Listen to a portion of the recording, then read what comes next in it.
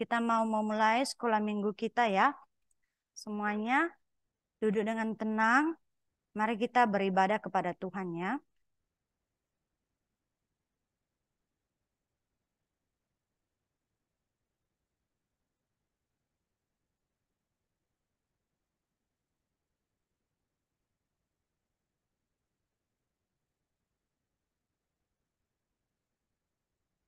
Oke.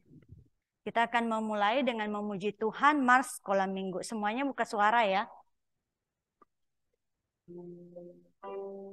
Ayo.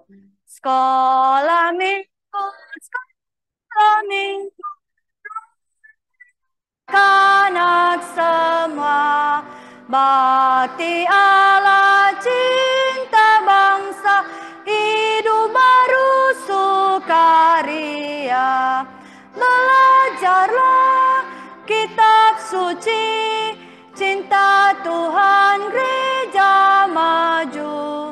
Jalankanlah perintahnya, muliakan sepanjang hidup. Sekolah minggu, markaskan anak-anak semua. Cari jiwa maju terus, mesra jadi tentara Kristus. Belajarlah kitab suci, cinta Tuhan gereja maju. Jalankanlah perintahnya, muliakan sepanjang hidup. Ya, kita berdoa ya, satu lipat tangan. Satu lipat tangan, dua tutup mata, tiga tunduk kepala, empat kita berdoa.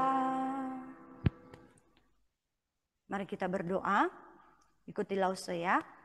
Tuhan Yesus, kami sungguh bersyukur di hari Tuhan ini kami boleh datang untuk beribadah kepada Tuhan.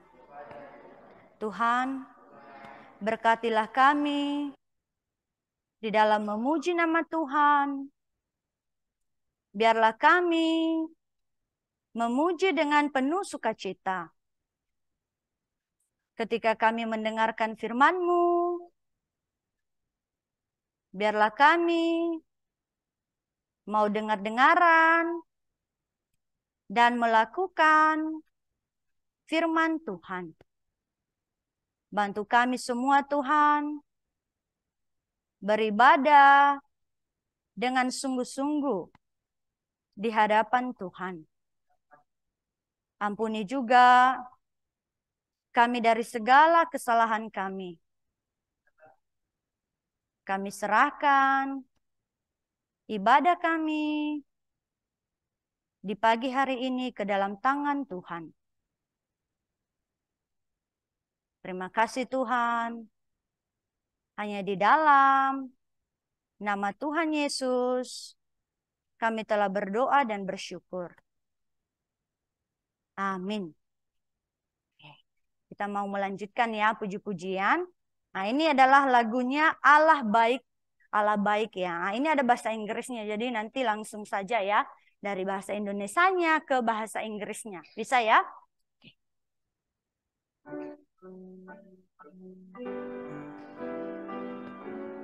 Ayo. Allah baik, Allah baik, Allah baik kepada Inggrisnya. God is so good, God is so good, God is so good, is so good to me. Iya. Nah, pujian ini mengajarkan bahwa Allah kita itu sangat baik ya. Dia baik kepada, di pujian kepada siapa? Kepada saya, kepada kita semua ya. Kita yang kecil, yang besar, dan juga lause-lausenya. Semua ya. Tuhan baik kepada semua orang ya. Jadi kita bersyukur kita memiliki Tuhan yang begitu baik ya. Mengasihi kita, sayang kepada kita. Ya, jadi juga kita harus sayang kepada Tuhan ya. Seperti Tuhan sudah begitu baik kepada kita, kita juga harus baik di hadapan Tuhan ya. Nah, sekarang kita mau lanjutkan pujiannya Percaya dan Patuh ya. Nah, ini lagu KPPK. Kita akan nyanyikan 2 ayat ya. Semuanya buka suaranya ya. Yang di sini juga kurang kedengaran ya suaranya. Hanya yang sebelah kiri, Lose ya. Oke, Lose.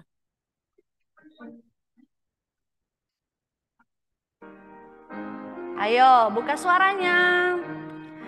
Bersama Tuhanku dalam terang firman-Nya, ya yang menyinari jalanku. Ku turut perintah-Nya, ya tinggal dalamku, beserta umat-Nya yang patuh.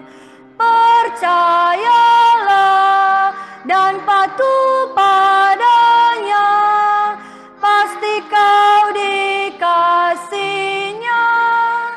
Hanya percayalah. Ayat 2. Hilang awan gelap, lenyap bayang maut, saat tampak wajah Tuhanku.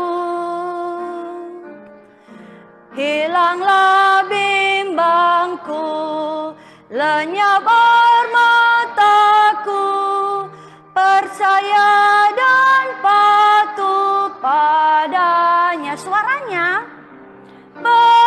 Percayalah dan patuh padanya, pasti kau dikasih-Nya. Hanya percayalah. Iya, ini lagu yang sangat indah ya.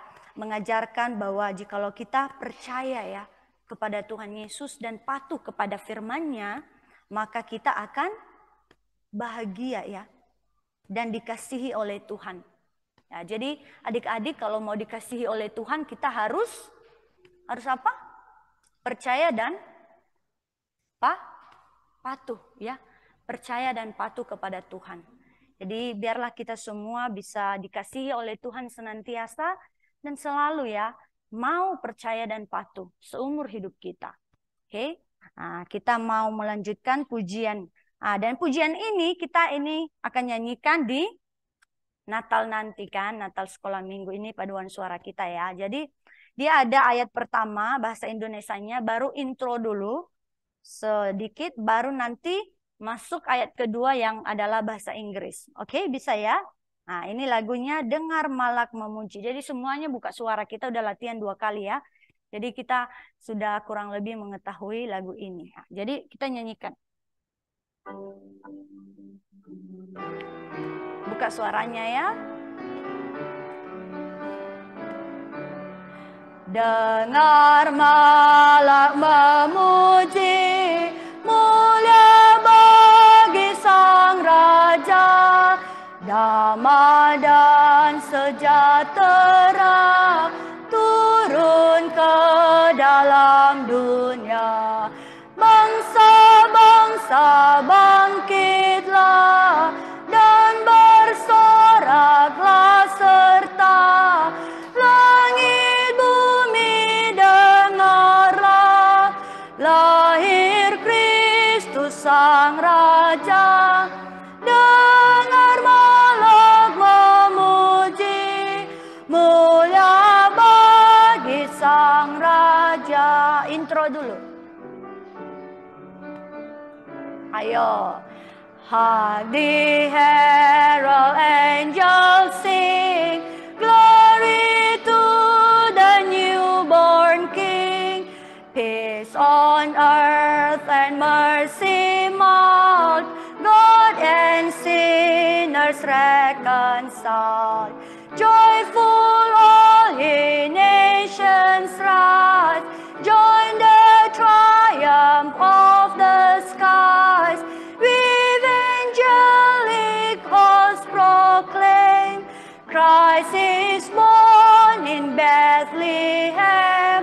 Hark the herald angels sing, glory to the newborn King.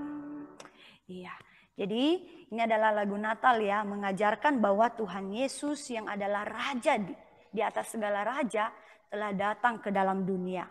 Ya, kita memperingatinya di hari Natal ya. Bagaimana Tuhan Yesus datang ke dalam dunia, lahir di palungan. Untuk apa? Dia datang untuk mau menebus kita dari dosa-dosa kita. Mau menyelamatkan kita orang yang berdosa. Jadi kita bersyukur, jadi di hari Natal kita harus ingat ini. Ya, bukan hanya ingat kemeriahannya, tetapi ingat bahwa Natal adalah mengingat kembali bagaimana Tuhan begitu mengasihi kita ya. Nah, jadi sekarang kita mau mengumpulkan persembahan kita. Oke. Lalu saya minta ini ya, Cheris sama Nezia ya. Oke. Persembahannya kita akan nyanyikan Hadiah Terindah. Oke.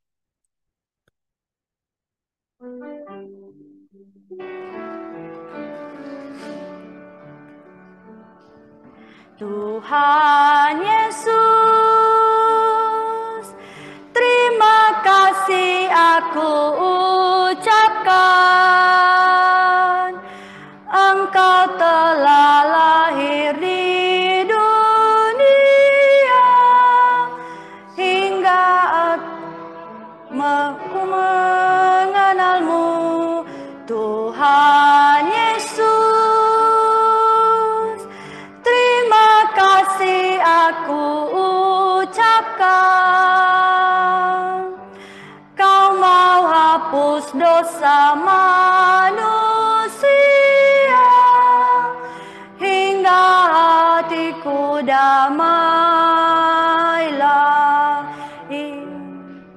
Ini adalah hadiah terindah yang ku terima dalam hidupku.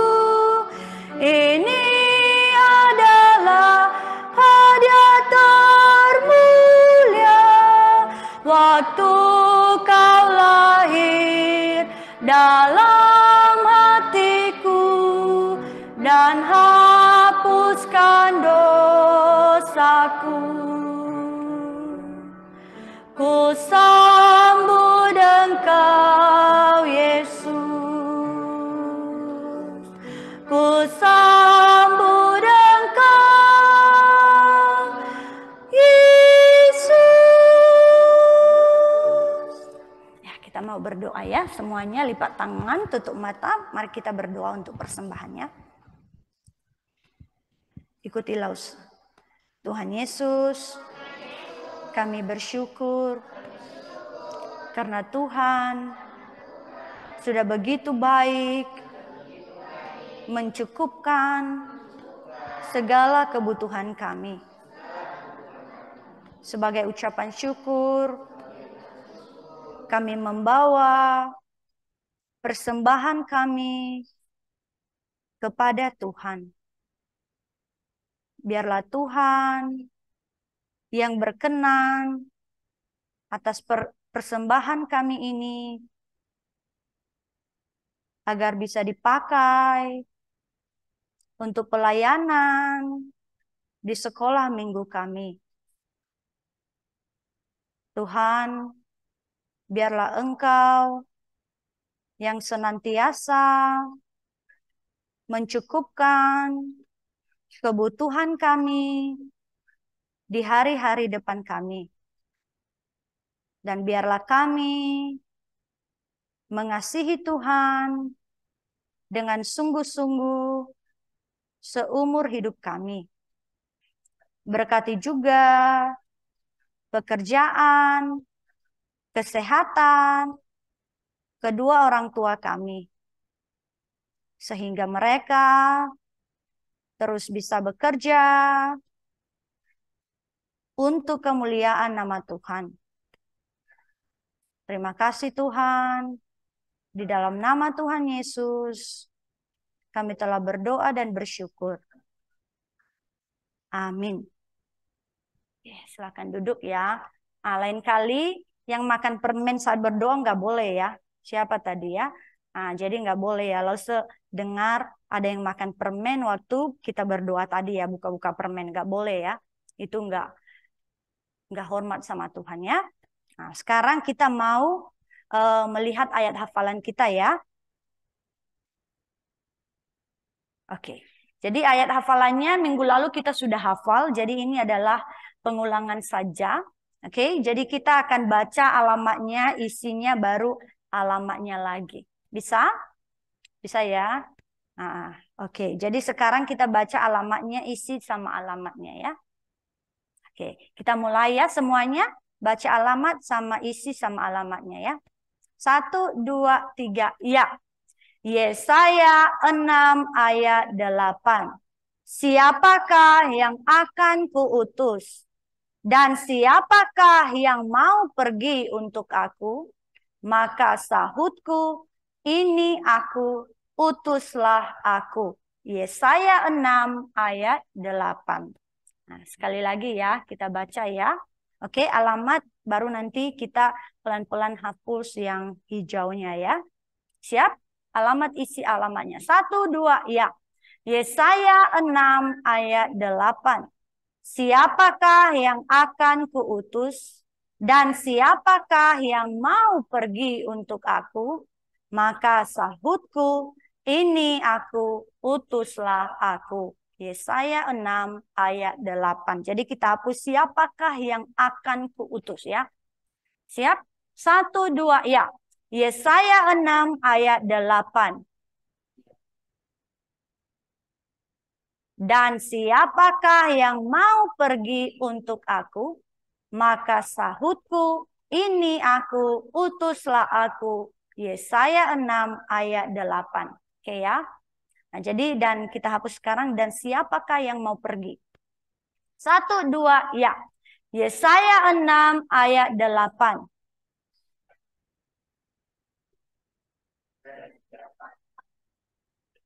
Untuk aku, maka sahutku, ini aku, utuslah aku. Yesaya 6 ayat 8. Oh, kita hapus lagi untuk aku. Oke, sudah ya? Siap? 1, 2, ya. Yesaya 6 ayat 8.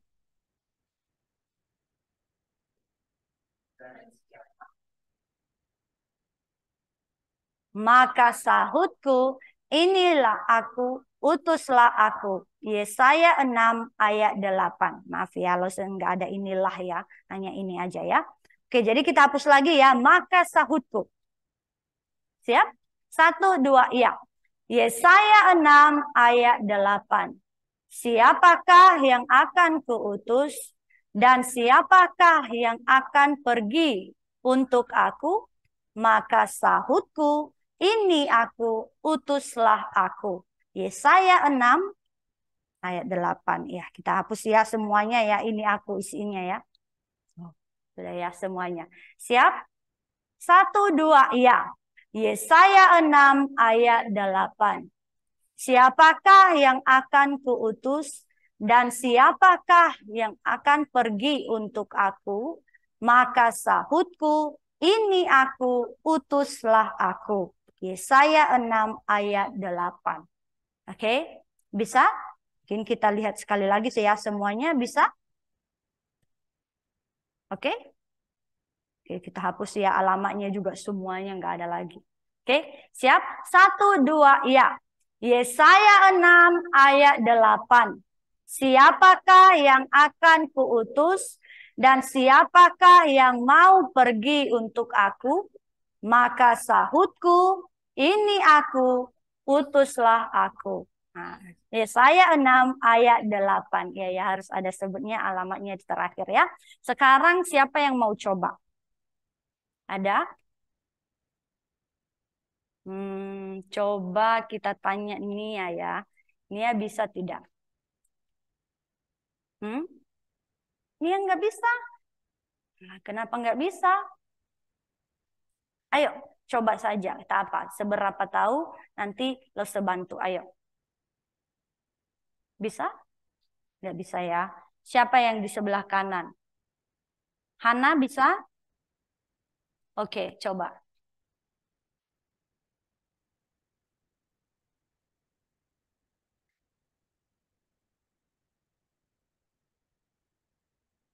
Dan siapakah yang mau pergi? Maka sahutku, inilah aku. Oke, utuslah aku ya. Oke, jadi lain kali semuanya harus ikut ya. Kita udah hapus pelan-pelan loh. Kita harus hafal ya. Kita semua udah besar, udah cukup bisa baca dan juga bisa hafal ya. Nah, jadi kita coba ya. Nah, ada dua pengumuman saja. Saat teduh anak sekolah minggu ya setiap malam. Adik-adik semua yang di sini ramai, tapi saat teduh kan masih sedikit ya. Jadi mari kita semua datang TK sampai SD 3 8 20, SD 4 sampai remaja 8.30 sampai jam 9 malam. Semua diundang untuk ikut ya. Merenungkan firman Tuhan setiap malam. Yang kedua yang terakhir, latihan paduan suara sekolah minggu untuk Natal tetap diadakan hari ini dan seterusnya sampai Natal ya. Jam 9.25 sampai 9.45 ya. Nah, itu saja untuk pujian kita. Sekarang kita mau mendengarkan firman Tuhan.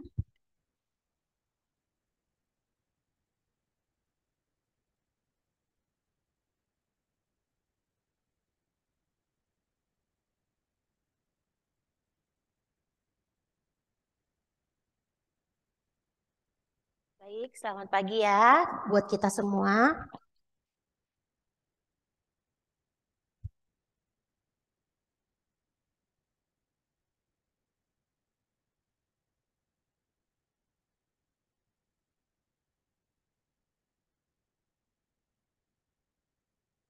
Oke, sebelum kita mendengarkan cerita firman Tuhan, mari kita semua berdoa ya.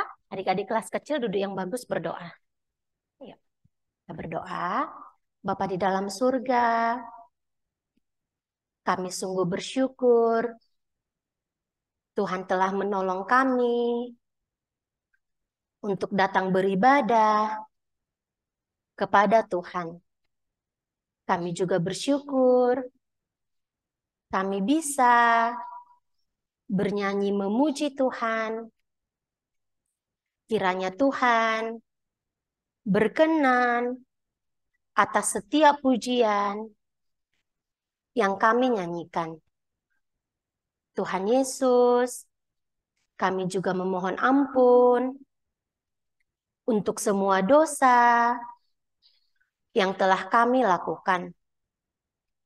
Kiranya Tuhan menghapuskan dosa-dosa kami dan ajarlah kami semua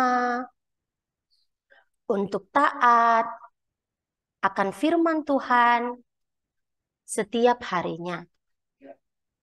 Tuhan Yesus, sekarang kami mau mendengarkan cerita firman Tuhan.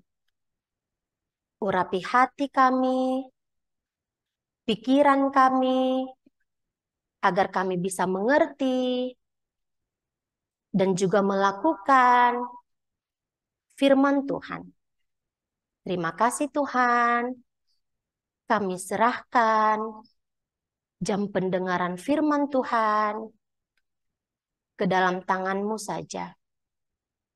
Hanya di dalam nama Tuhan Yesus, kami berdoa dan mengucap syukur. Amin. Oke, baik adik-adik. Nah, hari ini kita sudah sampai di pelajaran yang ke-10 ya untuk triwulan ini.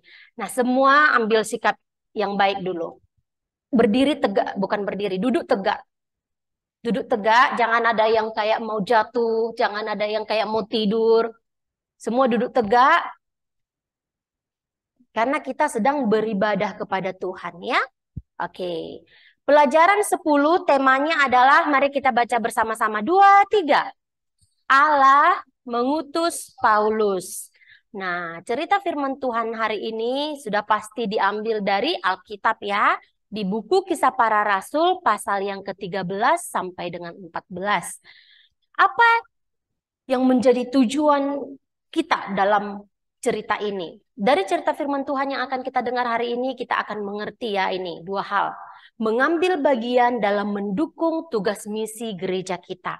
Dan yang kedua, meminta agar Allah menolong kita berdiri teguh dalam mempercayai dan menaati Tuhan Yesus. Nah, adik-adik ingat cerita minggu lalu? Ingat? Ya, minggu lalu kita sudah mendengarkan cerita ada seorang muda yang bernama Saulus yang dia hidupnya apa? Mau mengejar orang-orang yang percaya kepada Tuhan Yesus. Dia mau menangkap orang-orang yang percaya kepada Tuhan Yesus. Dan dia merasa bahwa dia melakukan hal yang benar di hadapan Tuhan. Tetapi ketika dia dalam perjalanan, apa yang terjadi? Allah, Tuhan, memanggil Saulus untuk menjadi hambanya. Dan ketika Tuhan memanggil dia menjadi hambanya, Saulus ini diberikan tugas khusus, yaitu memberitakan Injil, memberitakan firman Tuhan, memberitakan tentang Tuhan Yesus kepada orang-orang Yahudi dan juga bangsa-bangsa lain. Nah, minggu lalu Saulus juga sudah melakukan tugasnya ini. Dia memberitakan, menceritakan tentang Tuhan Yesus kepada orang-orang Yahudi. Dan hari ini kita akan melihat kelanjutan dari tugas Saulus ini. Dia akan melakukan tugasnya, tanggung jawabnya yang telah diberikan oleh Tuhan kepadanya, yaitu memberitakan Injil kepada orang-orang Yahudi dan bangsa-bangsa lain. Dan dengan giat, Saulus melakukan tanggung jawabnya ini ya. Nah, pada waktu itu Saulus di Antiokhia dan juga orang-orang yang ada di Antiokhia, maksudnya orang-orang percaya yang ada di Antiokhia, mereka beribadah kepada Tuhan ya. Dan ketika mereka beribadah, mereka berpuasa, Roh Kudus, firman Tuhan datang mengatakan ya, khususkanlah Barnabas dan Saulus bagiku untuk tugas yang telah kutentukan bagi mereka, kata firman Tuhan. Jadi saat mereka beribadah ini, Tuhan berfirman supaya Barnabas dan Saulus ini dikhususkan untuk suatu tugas yang akan diberikan oleh Tuhan kepada mereka. Nah, dengan pimpinan Roh Kudus, Barnabas dan Saulus mereka ini ya berangkat ke Seleukia ini di sini, masih di daerah Antiokhia juga. Dan dari situ mereka berlayar ke Siprus. Mereka mau ngapain? Mereka mau melakukan tugas yang diberikan Tuhan, yaitu memberitakan firman Tuhan, menceritakan tentang Tuhan Yesus kepada orang-orang yang ada di sana. Dan dikatakan banyak orang yang percaya akan firman Tuhan yang mereka beritakan. Nah, setelah dari situ mereka mengelilingi ya seluruh pulau itu. Mereka bukan hanya menetap di Siprus saja, tetapi seluruh pulau itu mereka kelilingi. Dan mereka bahkan dikatakan sampai ke Pafos. Dan di sini mereka memberitakan firman Tuhan ke semua orang. Menceritakan tentang Tuhan Yesus. Seperti tugas yang telah diterima oleh Saulus ketika dia bertemu dengan Tuhan Yesus. Nah, ketika mereka berada di Pafos, gubernur pulau itu memanggil Barnabas dan Saulus. Untuk apa? Dia mau mendengarkan firman Tuhan dari mereka. Tetapi ketika mereka mau menemui gubernur ini, ada seorang tukang sihir yang bernama Baryesus. Tukang sihir ini menghalang-halangi Barnabas dan Saulus. Kenapa? Dia tidak mau gubernur ini menjadi percaya kepada Tuhan Yesus. Dia tidak mau firman Tuhan diberitakan kepada gubernur ini. Tetapi apakah usaha dari tukang sihir ini berhasil? Kira-kira berhasil nggak adik-adik? Tidak ya? Nah, kita lihat. Saulus, yang juga disebut Paulus, dia menatap tukang sihir itu ya. Dan dia bilang apa? Dia bilang kepada tukang sihir itu, "Hai anak iblis, engkau penuh dengan rupa-rupa, tipu muslihat dan kejahatan. Engkau musuh segala kebenaran. Tidakkah engkau akan berhenti membelokkan jalan Tuhan yang lurus itu?" Kata Paulus ya kepada tukang sihir tadi. Dan Paulus melanjutkan, "Sekarang lihatlah, tangan Tuhan datang menimpa engkau dan engkau menjadi buta. Beberapa hari lamanya engkau tidak dapat melihat matahari." Dan seketika itu juga terjadilah apa yang diucapkan oleh Paulus kepada tukang sihir tadi. Tukang sihir itu tiba-tiba merasa gelap, matanya diliputi kabut dan kegelapan, dan dia meraba-raba untuk keluar. Bahkan dia harus dituntun oleh orang.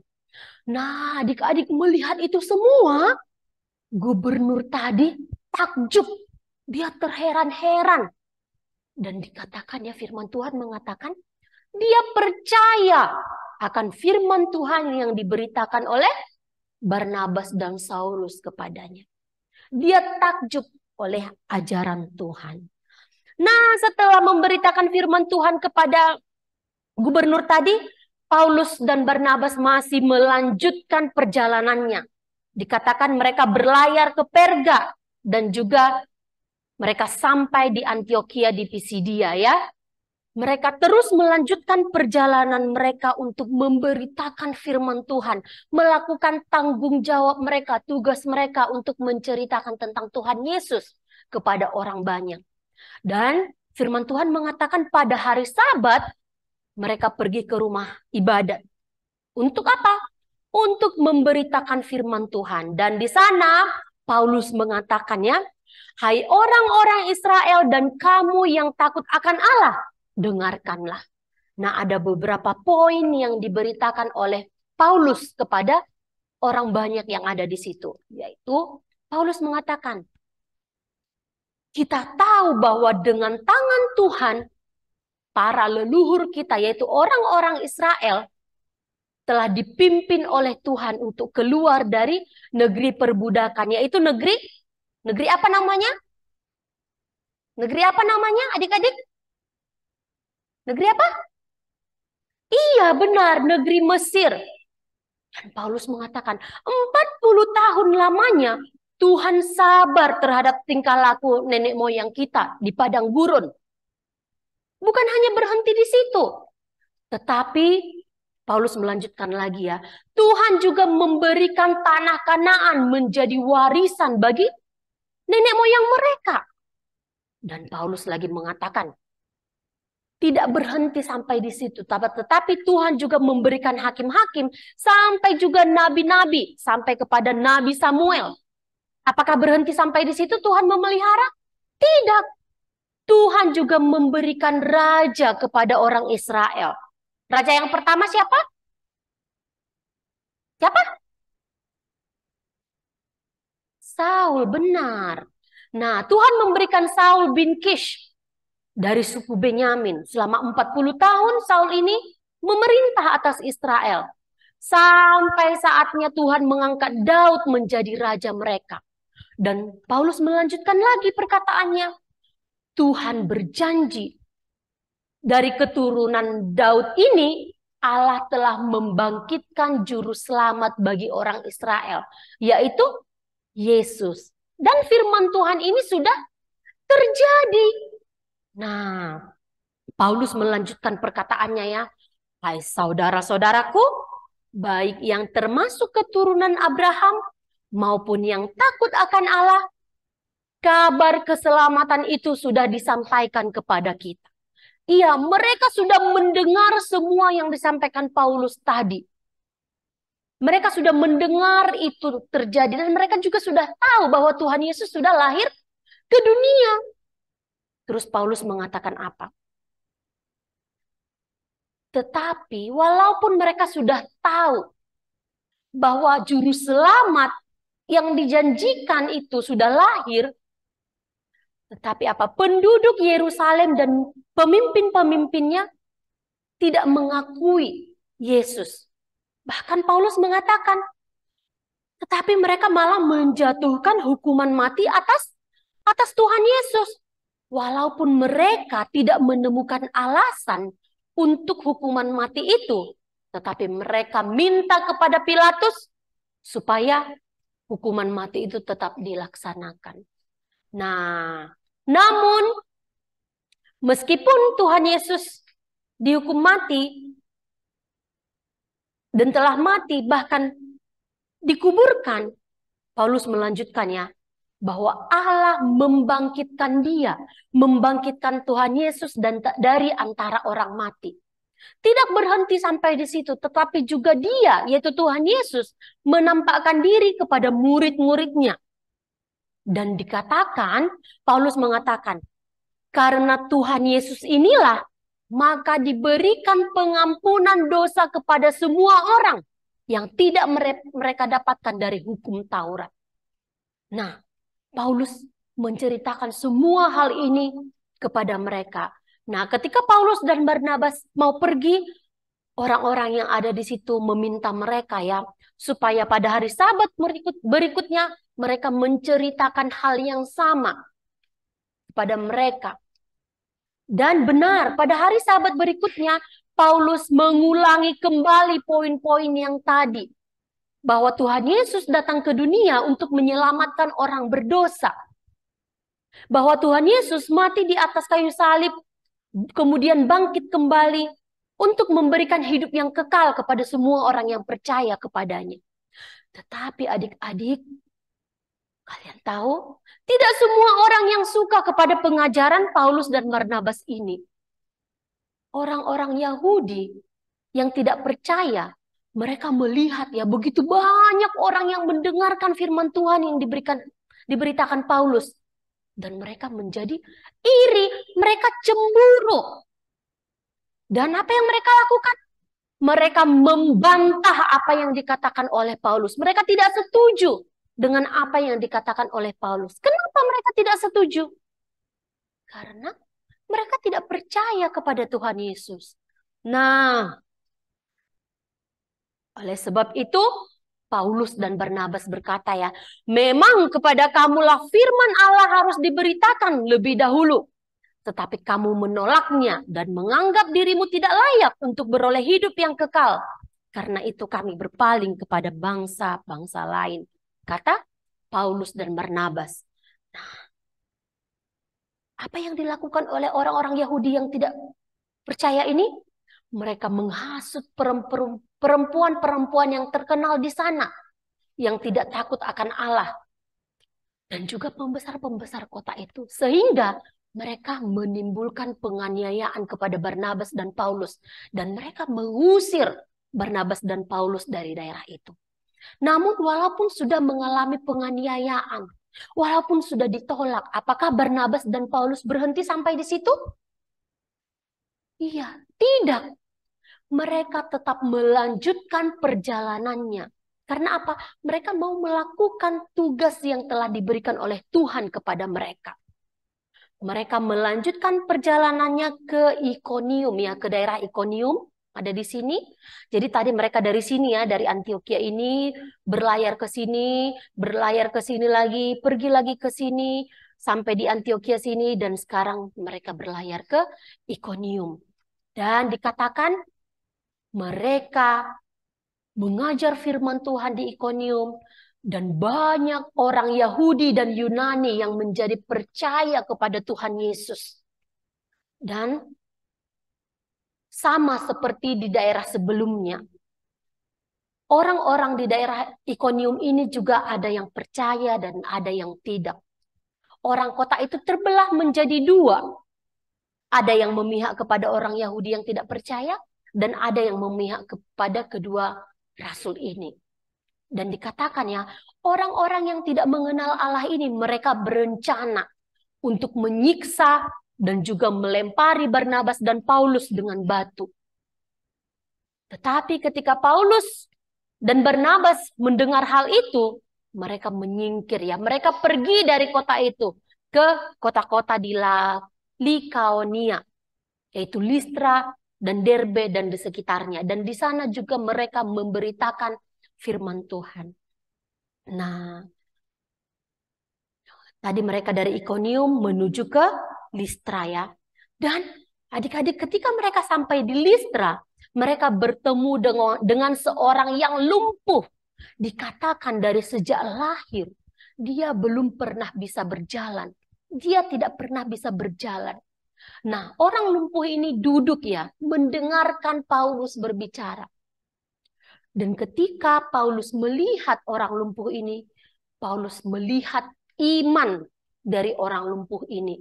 Dan Paulus melihat bahwa orang lumpuh ini dapat disembuhkan. Oleh sebab itu, Paulus mengatakan kepada orang lumpuh ini, berdirilah tegak di atas kakimu. Dan ketika itu juga, orang lumpuh ini berdiri. Alkitab mengatakannya, dia tidak hanya berdiri, tetapi juga dia melompat, dan berjalan ke sana kemari. Orang lumpuh yang tadinya tidak bisa berjalan sama sekali, sekarang bisa berdiri, bahkan dikatakan melompat. Dia berjalan ke sana kemari dengan pertolongan Tuhan melalui Paulus. Dan orang-orang yang ada di situ, mereka semua takjub dengan mukjizat yang terjadi tadi. Mereka terheran-heran dan mereka sangat senang. Tetapi adik-adik, mereka senang bukan karena mereka percaya bahwa Paulus dan Barnabas ini memberitakan firman Tuhan Yesus. Tetapi apa? Mereka menganggap bahwa Paulus dan Barnabas ini adalah dewa yang turun ke dunia. Karena mereka dikatakan tadi apa? Mereka bukanlah orang yang percaya kepada Tuhan Yesus. Nah, oleh sebab itu orang-orang banyak ini berseru-seru ya. Dewa-dewa turun ke tengah-tengah kita dalam rupa manusia.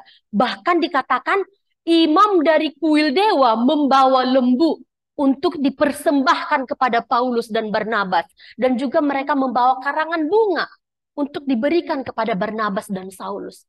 Dan bahkan mereka memberikan nama dewa kepada Barnabas dan Saulus. Ya, kepada Barnabas mereka sebutkan Zeus dan Paulus mereka sebutkan Hermes. Apa reaksi Paulus dan Barnabas ketika melihat reaksi orang banyak ini? Apakah senang? Wah, dibawa lembu dan karangan bunga yang akan diberikan kepada Barnabas dan Paulus. Apakah mereka senang? Iya, tidak. Tetapi Paulus dan Barnabas mereka sedih. Mereka mengoyakkan pakaian mereka sebagai simbol kesedihan mereka. Dan mereka berseru ya, hai kamu sekalian, mengapa kamu berbuat demikian? Kata Paulus dan Barnabas. Lalu mereka melanjutkan, kami ini sama seperti kamu. Kami juga manusia biasa. Kami ada di sini untuk memberitakan Injil, untuk menceritakan tentang Tuhan Yesus kepada kamu. Supaya kamu meninggalkan perbuatan yang sia-sia, yaitu supaya mereka meninggalkan penyembahan berhala yang tadinya mereka menyembah dewa-dewa.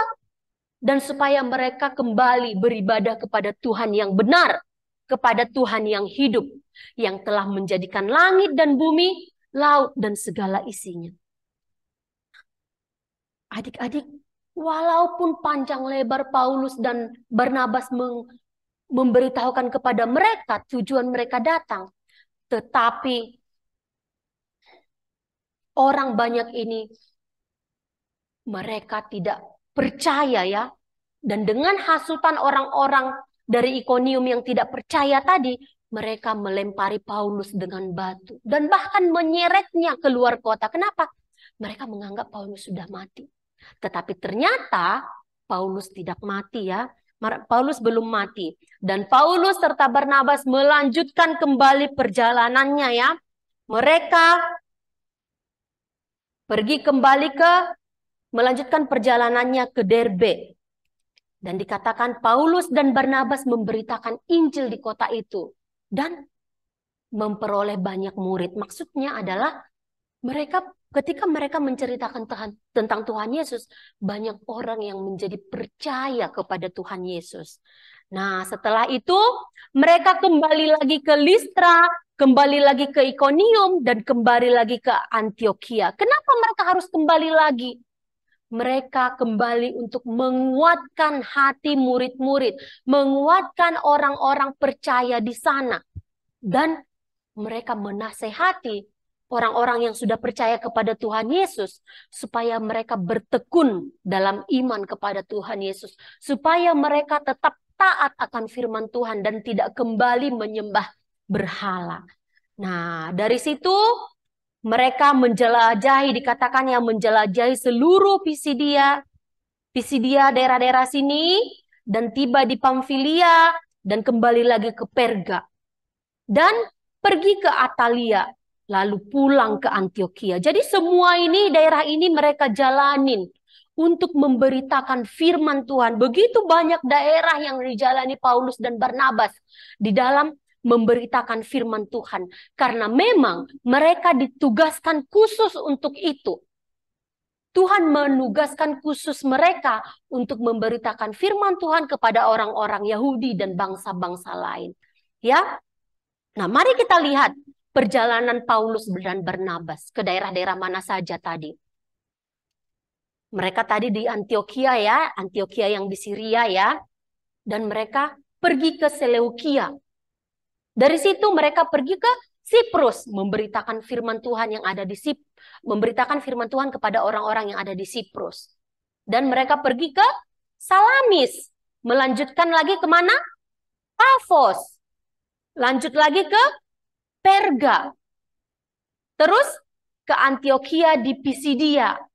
Lanjut lagi ke Ikonium. Lanjut lagi ke Listra, ke Derbe, ke Atalia, dan kembali ke Antioquia di Syria. Begitu banyak nama-nama daerah kan yang sudah mereka jalani.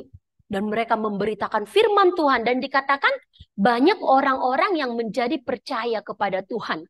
Walaupun mereka mengalami penolakan, mengalami penganiayaan, tetapi apa? Mereka tetap taat akan firman Tuhan untuk melakukan tugas mereka.